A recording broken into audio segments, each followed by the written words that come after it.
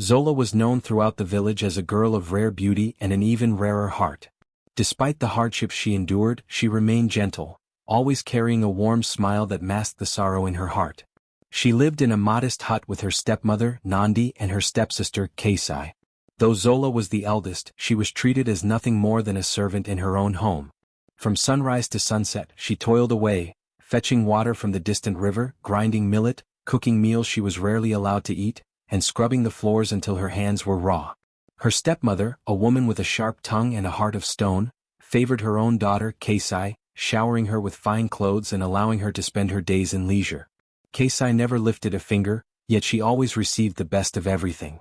She delighted in watching Zola work, often mocking her as she rested beneath the shade of the great baobab tree. "Why do you look so tired, Zola?" Kasai would taunt.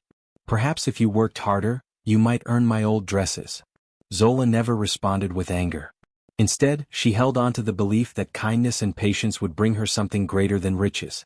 She had no one to defend her, for her mother had passed away when she was just a child. Her father, once a respected man in the village, had remarried Nandi, believing she would care for Zola.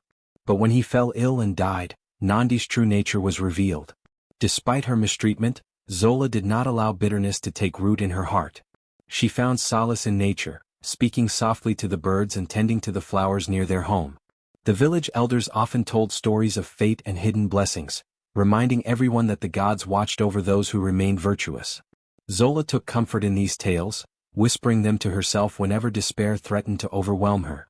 Though her days were filled with labor, Zola never lost hope. She believed that one day life would change, that perhaps, hidden among her suffering, there was a blessing waiting to be revealed. One fateful afternoon, as the golden sun dipped towards the horizon, painting the sky with hues of amber and crimson, Zola made her way to the river. The air was thick with the scent of wildflowers, and the gentle rustling of the leaves provided a soothing melody to her weary heart. Carrying a clay pot on her head, she moved with graceful steps, despite the exhaustion that clung to her body. Fetching water was one of her many daily tasks, but unlike others she found a sense of peace by the river, where she could steal a moment of solitude. As she knelt by the water's edge, dipping her hands into the cool stream, she suddenly became aware of a presence nearby. Looking up, she saw a man standing a few feet away, observing her with a curious yet gentle gaze. He was unlike any man she had ever seen. His garments, though simple, were of fine quality, and his posture carried an air of quiet confidence. His skin glowed in the sunlight, and his deep-set eyes held a warmth that made Zola instinctively feel at ease. "Greetings," the man said, his voice smooth like flowing water. "You seem to be working very hard. May I ask your name?" Zola hesitated for a moment. It was unusual for strangers to appear by the river, especially one who dressed as he did. Still, his demeanor was not threatening and she saw no harm in replying. "I am Zola," she said simply, lowering her gaze in respect. The man nodded, stepping closer but keeping a respectful distance. "Zola," he repeated as if savoring the name. "I have been traveling through the village, and I have heard whispers of a girl with a heart as pure as gold, yet burdened with endless toil. It seems I have found her." Zola blinked in surprise, her hands tightening around the rim of her clay pot. "I am no one special, sir," she said softly. "I only do what I must to survive." The man tilted his head, intrigued by her humility. "And yet you do not complain. Many in your position would be bitter, yet you seem to find peace even in hardship." Zola offered a small smile, though sadness lingered behind her eyes. "Bitterness would only make my burdens heavier. I have no choice but to endure, and so I choose to endure with kindness." The man studied her for a moment, admiration flickering in his gaze. "That is a rare strength," he said. "Tell me, Zola, do you ever dream of a different life? A life where you are not bound to such struggles?" Zola hesitated. It was a question she had asked herself countless times, but speaking it aloud felt like exposing a secret part of her soul. "I do," she admitted, her voice barely above a whisper. "But dreams are fragile things. Wishing for what cannot be only leads to sorrow." The man frowned slightly as if troubled by her words. "Perhaps," he said, "but sometimes, dreams come true in the most unexpected ways." Zola looked at him curiously, unsure of what he meant. She did not yet know that the man before her was not just a traveler, but a prince in disguise. Prince Jabari, heir to a vast kingdom, had come to the village in search of something more valuable than wealth, genuine kindness and purity of heart. His father, the king, had urged him to marry, but he had refused to choose a bride from among the noble families, believing that true worth was not found in riches but in character. He had disguised himself in simple garments and wandered from village to village, seeking someone whose soul shone brighter than gold. And now, standing before Zola, he felt as though he had found what he was looking for. But Zola, unaware of the prince's identity, merely nodded politely and lifted her clay pot onto her head. "It was nice speaking with you, sir," she said. "But I must return home before my stepmother grows angry." Jabari watched as she turned and walked away, her back straight despite the weight she carried. He knew then that his journey was not yet over. He would find a way to meet her again. And this time he would not be just a stranger by the river, he would be the one to change her fate. As the days passed, the mysterious stranger, who was truly Prince Jabari in disguise, could not stop thinking about Zola. Her kindness, humility, and strength had captivated him in a way no noble woman ever had. He had seen many who craved wealth and power, but Zola desired nothing more than peace and kindness, despite her hardships. He knew he had to see her again. One evening, as the village prepared to rest, Zola went to the river once more. The sky was painted in soft shades of violet and gold, the water shimmering under the dimming light. As she filled her clay pot, she heard footsteps behind her. Turning, she found the same stranger standing a few feet away, his expression gentle. "You again?" she asked, raising an eyebrow. "I hope you don't mind," he said with a small smile. "I find myself drawn to this place. Perhaps it is the river's beauty, or perhaps it is something, or someone, else that makes it special." Zola felt a faint blush rise to her cheeks but quickly shook her head. "You must be careful," she warned. "Strangers do not often wander here without reason. My stepmother will ask questions if she sees you." Jabari nodded thoughtfully. "Then let us speak in secret." He reached into a small pouch tied to his waist and pulled out a delicate bracelet, crafted from fine gold with tiny beads woven into the design. "I have traveled many lands and I bring this as a gift for you." Zola's eyes widened at the sight of the beautiful bracelet, but instead of taking it, she shook her head. "I cannot accept this," she said firmly. "It is too fine a gift for someone like me." Jabari tilted his head, intrigued. "Why do you say that?" "I am just a poor girl," Zola replied. "Gifts like this come with expectations and I have nothing to offer in return." The prince studied her, his admiration growing. Any other woman would have eagerly taken the gold, yet Zola refused. She did not seek wealth, nor did she expect favors. Her heart was truly pure. "Not all gifts come with expectations," he said gently. "But I understand. Your humility is rare and that makes you even more precious." Zola looked at him curiously, sensing there was more to him than met the eye. But she did not press further. "Thank you for the kindness but I must go," she said, lifting her pot. Jabari watched her leave, a smile forming on his lips. His heart was certain. Zola was the one he wanted to spend his life with. The secret proposal. Over the next few weeks, Jabari visited Zola often, always in secret.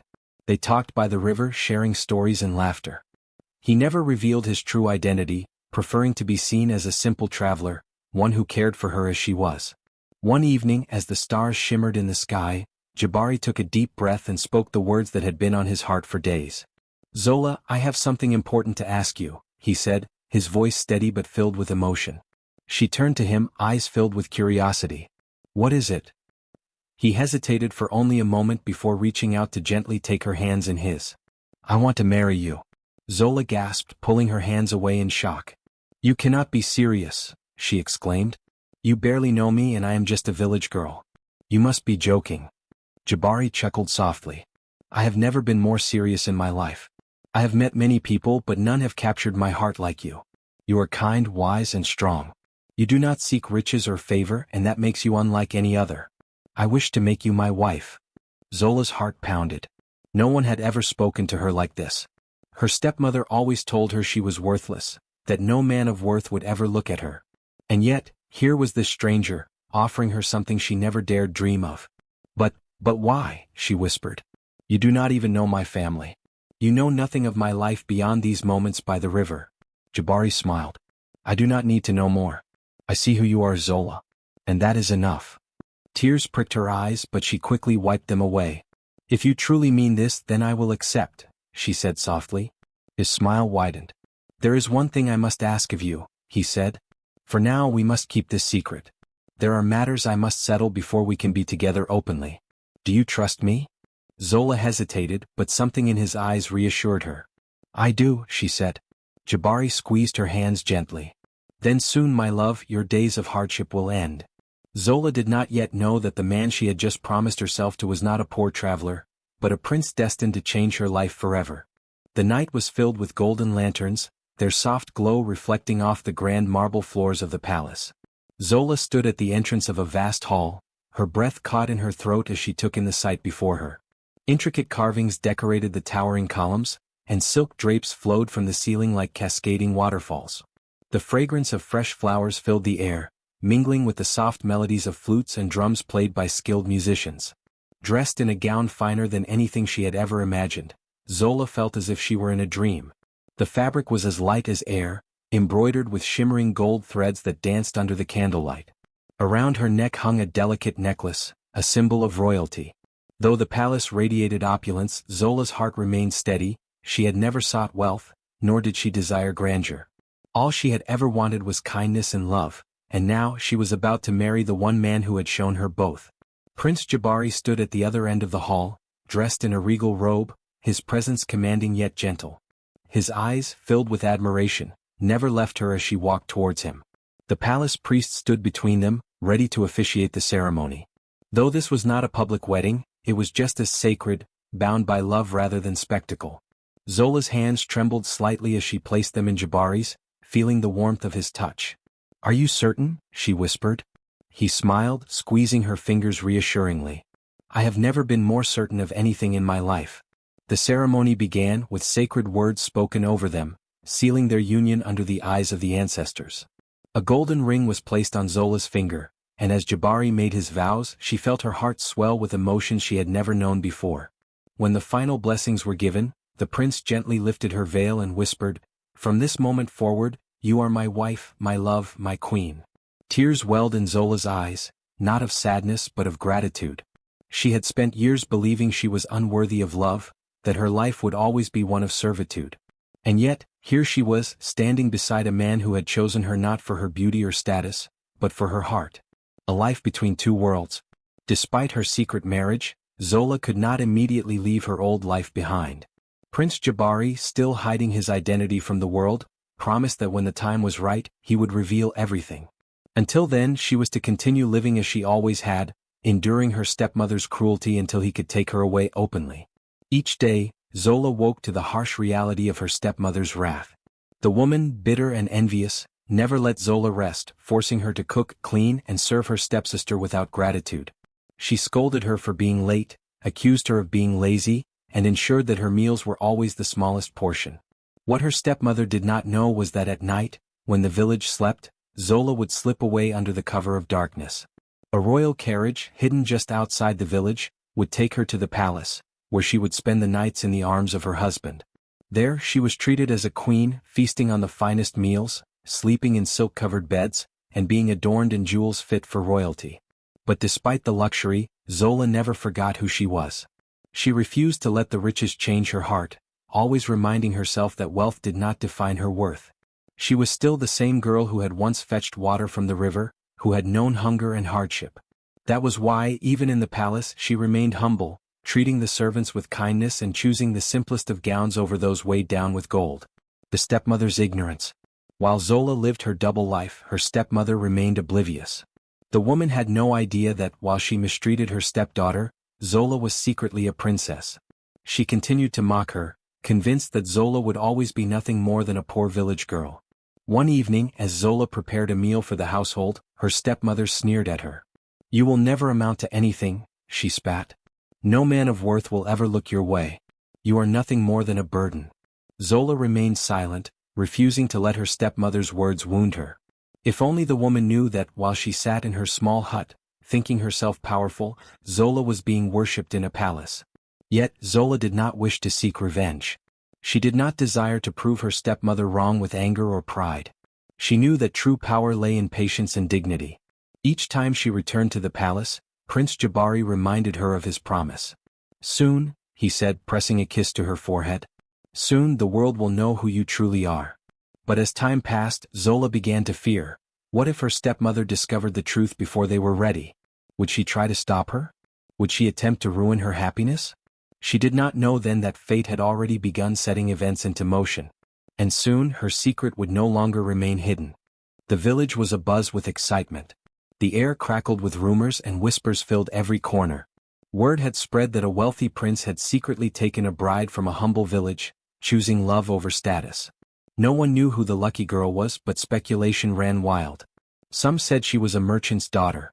Others believed she was an orphan with an extraordinary fate. Zola's stepmother, Mama Juma, sat outside her hut, listening intently to the gossiping women by the well. Her sharp ears caught the details. An unknown village girl had managed to capture the heart of a prince. Her heart burned with envy. She turned to her daughter, Kinna, who was busy admiring herself in a small cracked mirror. "Kinna," she snapped, making the girl jump. "Did you hear what they said?" Kinna, who had been fussing with her beaded necklace, looked up lazily. "About some foolish girl marrying a prince? What does that have to do with me?" Mama Juma clenched her fists. "You are far more beautiful than any girl in this village. If a prince is searching for a wife, it should be you, not some worthless nobody." Kinna smirked, tossing her braided hair over her shoulder. "Of course. No prince would resist me." Mama Juma's mind began to work quickly, plotting a way to ensure that her daughter would find this mysterious prince. If she played her cards right, she could secure a future of riches and luxury, not for Zola but for Kinna. That evening, as Zola scrubbed the floor, exhausted from her day's chores, her stepmother approached her with an unusually smug expression. "Fetch me water from the river," Mama Juma ordered. Zola wiped the sweat from her brow and picked up the clay pot without hesitation. She had learned long ago not to argue, for it would only bring her more suffering. As soon as Zola left, Mama Juma turned to Kinna. "We will leave for the capital city at dawn," she said. "If this prince is still searching for a wife, we will make sure he notices you." Kinna grinned, already imagining herself draped in golden silks, commanding servants with the snap of her fingers. The journey to the palace. Before the first light of morning, Mama Juma and Kinna dressed in their finest clothes. Kinna wore a dazzling red and gold wrapper, adorned with jewelry borrowed from a kind neighbor who believed their journey was a pilgrimage to the market. Mama Juma wrapped her head in a bright gelly, determined to appear dignified and important. Together they set out on the long journey toward the capital. The road was dusty, the sun scorching, but neither of them complained. They had only one goal, to find the prince and convince him to choose Kinna. As they neared the palace gates, Mama Juma's confidence soared. The sight of the grand walls, towering over the city, sent shivers of anticipation through her. She straightened her posture and grabbed Kinna's arm. "Remember, act like you belong," she whispered. "We are here to find your destiny." The guards at the palace entrance eyed them with suspicion. "State your business," one of them commanded. Mama Juma smiled sweetly. "We have come to present my daughter Kinna to the prince. We heard he is searching for a wife, and she is the finest girl in the village." The guards exchanged looks before one of them scoffed. "The prince is already married." The words hit Mama Juma like a slap. Her smile faltered. "Married?" she repeated in disbelief. Kinna, who had been busy adjusting her earrings, froze. "To whom?" she demanded. "That is not for us to say," the guard replied firmly. "Now leave before you cause a scene." Mama Juma felt rage bubble inside her. How could this happen? How could the prince have chosen someone else? And who was this mysterious village girl who had taken what rightfully belonged to Kinna? She grabbed Kinna's hand and stormed away from the palace gates, seething with frustration. But she was not ready to give up. She needed to know the truth. A shocking discovery. Determined to uncover the identity of the prince's wife, Mama Juma dragged Kinna to the market, where she knew gossip thrived. She pulled aside an elderly woman who seemed to know everything about the royal family. "Tell me, wise mother," Mama Juma began sweetly, "who is the lucky girl who has married the prince?" The woman chuckled, shaking her head. "Ah, it is a story worth hearing. They say she is a humble girl from a poor family, a girl with a kind heart." Mama Juma clenched her jaw. "Who is she?" The old woman leaned closer, lowering her voice. "Her name is Zola." The world around Mama Juma seemed to spin. For a moment she could not breathe. Kinna gasped beside her, her eyes wide with disbelief. "Zola?" Mama Juma repeated, her voice shaking. The old woman nodded. "Yes. The prince saw her goodness and chose her above all others. She is now the princess of our land." Mama Juma's hands trembled. "Zola. The same girl she had tormented, belittled, and treated worse than a servant. The girl she had called worthless. Oh. How had Zola managed to capture the heart of a prince? Kinna's face twisted with fury. This must be a mistake, she hissed. How could someone like Zola marry a prince? Mama Juma barely heard her. Her mind was racing, panic setting in. If Zola was now a princess, what did that mean for them? Would Zola punish them for their cruelty? Would she throw them into the streets, banishing them from the village? For the first time in her life, Mama Juma felt real fear. She had treated Zola as nothing, but now the girl she had scorned held more power than she could ever dream of. What would happen when Zola saw them standing in the city, desperate and ashamed? Would she show them the kindness they had never shown her? Mama Juma swallowed hard, a sinking realization settling deep within her soul. Fate had played a trick on her, and now she would have to face the consequences of her own greed. The grand feast was unlike anything the village had ever seen before. The entire kingdom buzzed with excitement, for the prince had invited not just nobles and courtiers but also the common folk. The great palace gates stood open, welcoming villagers who had never set foot in such a magnificent place. Servants carried trays of the finest food, roasted meats, golden yams dripping with honey, and fruits so ripe they seemed to glow. The sound of drums and flutes filled the air, and lanterns twinkled like stars against the night sky. Mama Juma and Kinna arrived dressed in their finest clothes, their eyes wide with wonder. They had been expecting an invitation from the prince, but in truth, it was an open feast for all. Regardless, Mama Juma was convinced that fate had given them another chance. "Tonight, the prince will see you," she whispered to Kinna, gripping her daughter's arm. "He will forget about that girl he married and choose you instead." Kinna smirked, flipping her braided hair over her shoulder. "Of course. No man can resist me once they truly see me." They stepped into the grand hall, marveling at the high golden ceilings and the silk-draped walls. The long tables were set with silver goblets and fine porcelain, overflowing with delicacies they had never tasted before. Villagers mingled with nobles, whispering about the mysterious princess who had captured the prince's heart. Mama Juma scanned the room looking for the prince. He stood at the head of the table, dressed in regal attire, his expression warm yet unreadable. But where was his wife? Before she could voice the question, the palace doors swung open and a hush fell over the room. Every eye turned toward the entrance. A figure stepped forward, her presence commanding, her beauty unmatched. Zola. But not the Zola they had known. Gone was the girl who had scrubbed floors and fetched water under the cruel gaze of her stepmother. In her place stood a princess, a vision of grace and power. She wore a flowing royal gown shimmering with gold embroidery. A crown of delicate pearls and precious stones adorned her braided hair, and around her neck lay a necklace that sparkled like the stars. She carried herself with the dignity of a queen, her eyes shining with quiet confidence. The moment Mama Juma saw her, she gasped. Her knees wobbled and her grip on Kinna's hand tightened. Kinna's face twisted in shock and rage. No, this cannot be. But it was. Zola walked toward the prince, who smiled at her with pride. He took her hand and turned to the crowd. "People of our land," he announced, his voice strong, "allow me to formally present my wife, the woman I chose not for her riches, but for her kindness, her humility, and her strength. The true princess, Zola." A cheer erupted from the crowd, but Mama Juma stood frozen, her face pale. The realization hit her like a blow.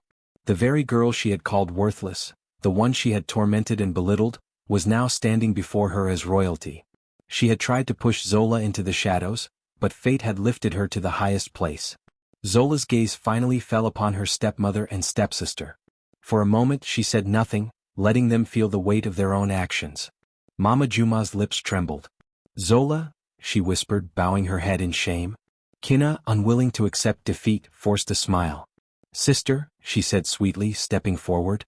"Look at you. You must be so happy to see us. We came to celebrate with you."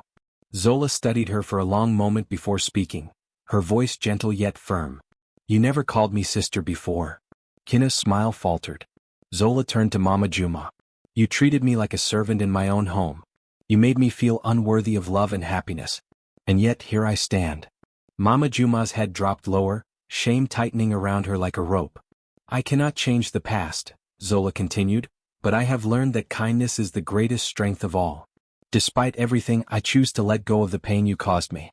I will not seek revenge, nor will I let hatred live in my heart." Tears welled in Mama Juma's eyes. She had expected rage, punishment, Anything but forgiveness. Zola looked at the gathered crowd, her voice carrying through the hall. This night is not just about me. It is a reminder to all, kindness is never weakness and humility is never a curse. Fate does not reward greed or cruelty, but it sees those who live with pure hearts. The villagers murmured in agreement, admiration shining in their eyes. Zola stepped closer to her stepmother. I will not cast you out or bring you harm. But neither will I allow you to take from me any longer. You must live with the choices you have made. Mama Juma nodded, tears slipping down her cheeks. Kina, still unwilling to accept her downfall, tried one last time. But Zola, we are family. Zola held up a hand. Go home, Kina. And with that, the final thread of greed and envy unraveled. As the feast continued, Mama Juma and Kina slipped away, their dreams of grandeur shattered. They had come seeking a prince, but had instead been humbled by the very girl they had once dismissed. Zola, now seated beside her prince, smiled warmly at the people she once called neighbors. She had suffered, but she had risen. She had been broken, but she had healed. And as the music played and laughter filled the air, she knew, her true story had only just begun. The room remained silent as the weight of Zola's words settled over the crowd.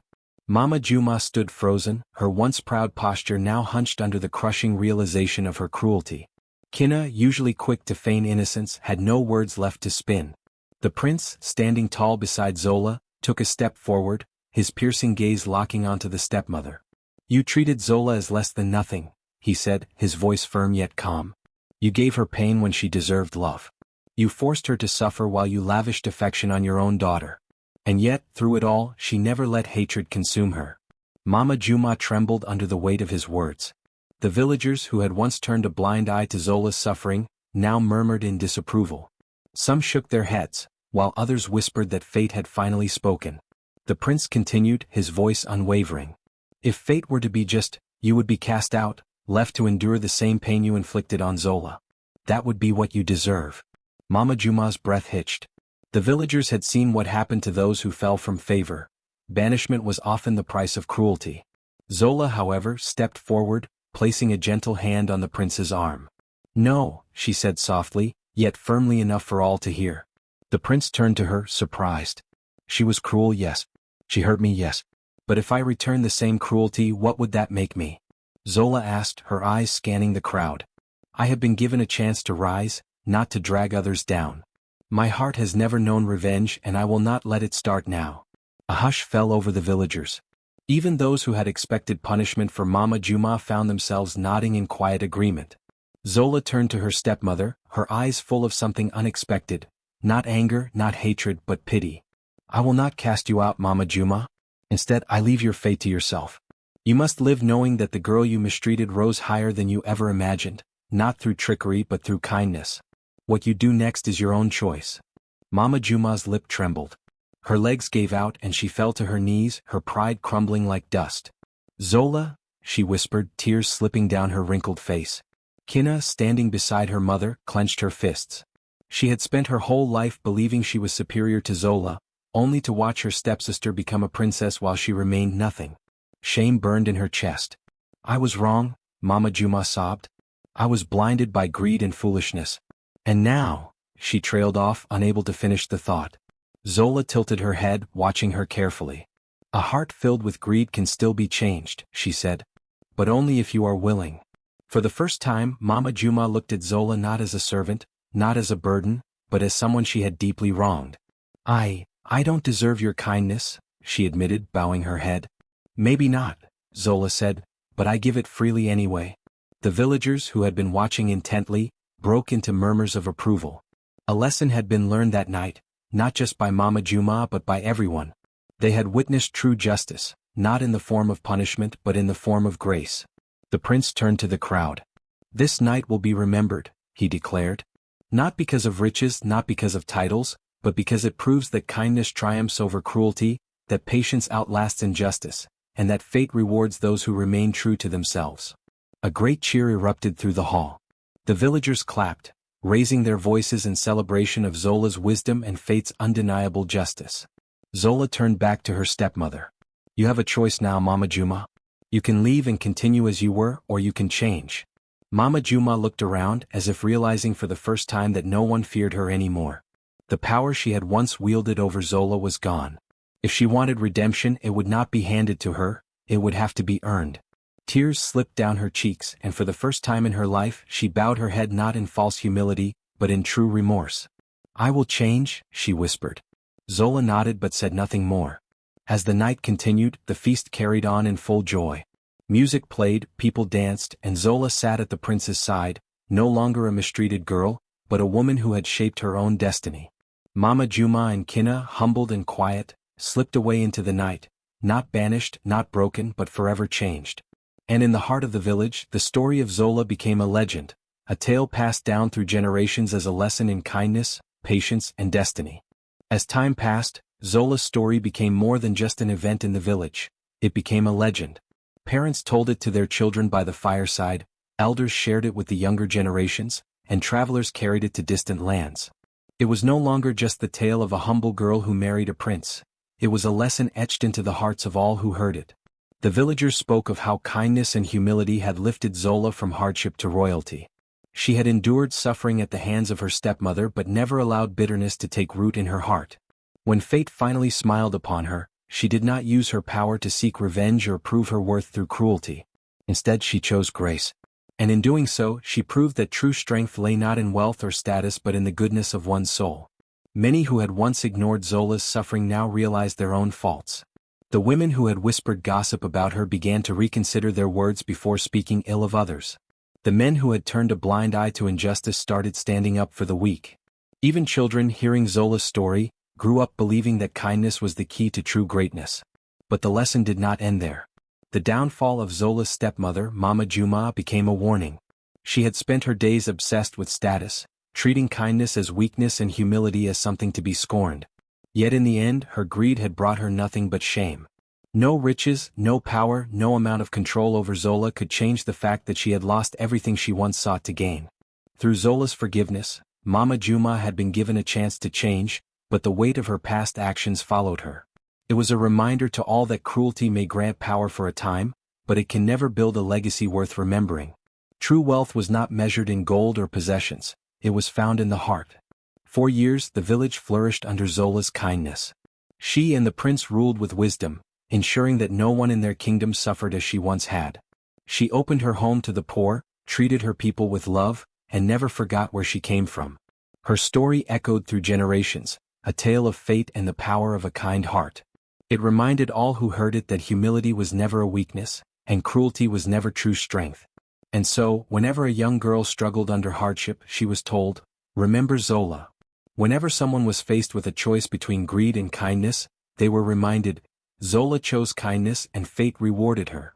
Her name became more than just a memory, it became a lesson, a guiding light for all who believed in the power of goodness.